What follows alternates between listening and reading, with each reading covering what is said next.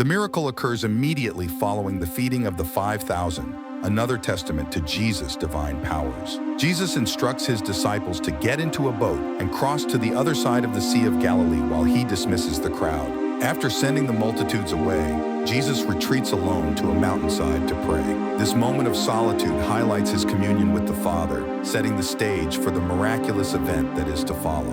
Meanwhile, the disciples are far from land, battling against strong winds and waves. The scene is set in the darkest hours before dawn, adding to the sense of isolation and fear among the disciples. Jesus decides to rejoin his disciples, but chooses an extraordinary mode of approach, walking on the surface of the water. This act alone defies natural laws, signifying his divine authority. The disciples, witnessing a figure approaching them on the water, are initially terrified, believing they are seeing a ghost. Their reaction reflects human fear in the face of the inexplicable. Jesus immediately reassures them, saying, "Take courage, it is I, don't be afraid." His words are meant to calm their fears and prepare them for the lesson in faith that is to follow. Peter, ever bold and impulsive, asks Jesus to command him to come to him on the water.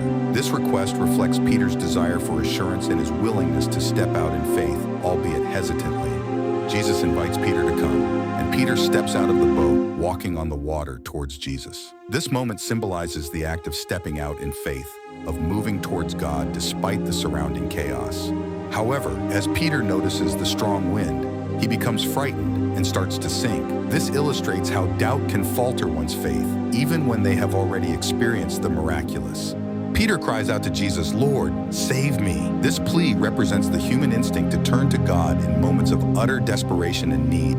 Jesus immediately reaches out, grabs Peter, and saves him. This swift act of salvation demonstrates Jesus' unwavering readiness to support and save those who call on him.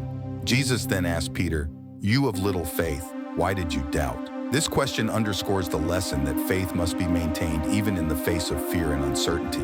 Once Jesus and Peter climb back into the boat, the wind ceases. This sudden calm reinforces the notion that Jesus' presence brings peace and order, even in the midst of turmoil. The disciples, profoundly affected by what they have witnessed, worship Jesus, acknowledging him as the Son of God. This moment of recognition marks a deepening in their understanding of Jesus' divine nature.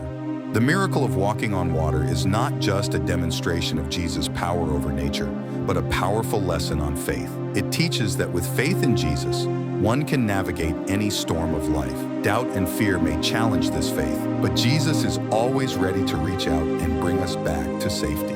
This event, thus, stands as a timeless testament to the nature of faith and the divine character of Jesus.